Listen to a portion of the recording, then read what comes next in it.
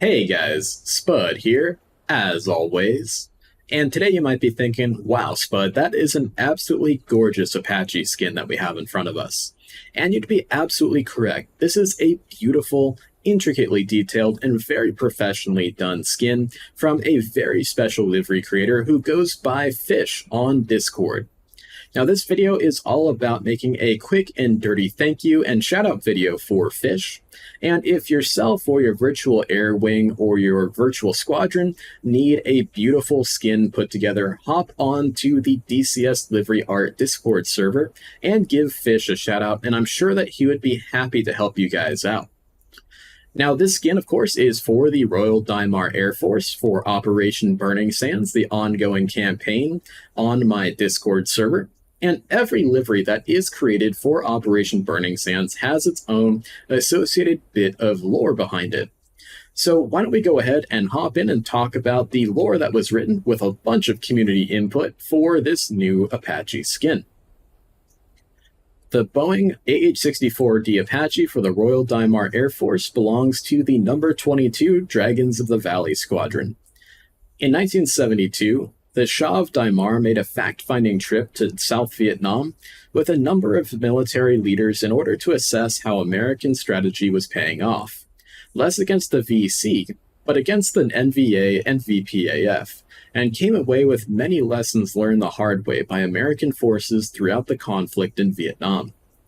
One of the biggest lessons learned is that while air mobility is a potent force for the ground commander, it is also extremely vulnerable to anti-aircraft defenses, and air cavalry forces like paratroops are usually very lightly armed, and thus very vulnerable to counterattack by enemy armored forces. The solution, of course, was the attack helicopter, and work was done right away for the procurement of the Bell AH-1 Huey Cobra to complement the RDAF UH-1 Hueys already in service. By the early 1990s, after the AH-64A had proven itself in conflicts around the world, the Shah of Daimar approved the purchase of the first squadron of Apaches for the RDAF, and their numbers have only increased since the early 90s. Today, most RDAF AH-64Ds are rebuilt and upgraded AH-64As with a small contingent of new-build AH-64Ds purchased from Boeing in the late 2010s. As many air arms around the world started to retire their AH-64As, the RDAF has been happy to purchase their airframes for pennies on the dollar and upgrade them indigenously to fit the RDAF's specific needs. With the start of the new conflict with the Empire of Paran, dubbed Operation Burning Sands, many RDAV AH-64D Apaches have taken heavy battle damage, as their crews have shown extreme bravery and gallantry, placing the safety of Royal Daimar Army troops and tankers on the ground ahead of their own and that of their aircraft. Unfortunately, as a result, the war so far has taken a heavy toll on the fleet of Apaches and their crews, even as ground commanders pressure the RDAF for more air support via rotary wing assets. On the advice of RDAF and USAF logistics experts, the Shah has authorized the establishment of a massive overhaul and battle damage repair depot far behind the lines at Tel Aviv International Airport. Staffed by numerous Royal Daimar Air Force maintenance and repair experts, along with Boeing contractors, heavily damaged AH-64Ds, whether from bases or battlefield recovery, are airlifted from the front via massive Mi-26 Halo helicopters to Tel Aviv International to be returned to service. At the request of numerous families of Apache pilots and the soldiers they protect on the ground, religious leaders from all three Daimari religions, Judaism, Islam, and Christianity, are kept on staff at the depot to bless the aircraft before they return to the front. Apaches that have passed through the depot are recognizable by their new camouflage paint scheme. They wear labeled Badia and Valley camo by the depot staff. It is primarily designed to help the deadly helicopters blend into the green terrain of the Fertile Crescent and Mediterranean coast, while still offering maximum effect in the desert areas of the eastern Badia around the city of Palmyra, the Palmyra oil fields, the Negev desert, and into the Sinai Peninsula. So as you guys can see here, our lore took into effect the fact that this livery is coming into the game and into the campaign after the start of Operation Burning Sands as a way to supplement, augment, and eventually replace Z-Tank's beautiful Israeli Apache skin that we repainted with some RDAF roundels. Now, like I said, every skin that is created, whether created by myself or any other livery creator, has its own bit of lore that's behind it. So if you guys would like me to do more of these videos focusing on the lore of the skins of the Royal Daimar Air Force, the Empire of Paran Air Force, and any of the other fictional nations that we have engaged in this campaign, please let me know in the comments section down below. Now, of course, this is a absolutely beautiful skin and has a ton of great and beautiful details integrated into it. And Fish was absolutely fantastic to work with. He sent me screenshots along the way and asked me for inspiration, ideas. I sent him the various screenshots of the fixed wing aircraft that we kind of wanted to match the theme to. I sent him the decals for the Royal Daimar Air Force, and he put together this absolutely beautiful skin. And I just think that it's just awesome how well he did with such a really difficult aircraft to create a skin for. And again, I am absolutely over the moon and I can't be happier with it. So if you are interested in creating a skin for this campaign, please let me know in the comments section down below, and we'll hook you up with the tools and decals and other resources that you are in need of.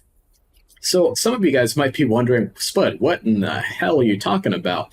The Royal Daimar Air Force? Isn't that Royal Danish Air Force that you have on there? Well, no, it is a fictional nation for a fictional campaign that we're running on my Discord server. About a year ago or so now, I was kind of facing a really hard stop due to Mission Maker's block, where I was just like, the aviation historian part of my brain and history geek part of my brain was just kind of screaming at me from the back of my head looking at the Syria map when I was trying to come up with mission ideas, saying like, oh, Israeli jets, they can't fly there. American jets, no, they can't fly there in Syria. And the Turkish jets, oh, they can't fly there. Oh, you want to have Turkish jets and Greek jets in the same strike package? Oh, that's never going to work. You know, all that kind of stuff. And so, you know, the Syria map, due to its geopolitical realities, kind of locks you into some very specific scenarios that you could potentially do if you're going for ultra realism. So I kind of made a video kind of theorizing why a fictional map might be fun in DCS world. However, there will never be a fictional map in DCS due to the way that the terrain creation tools for DCS actually work using actual real geographical data.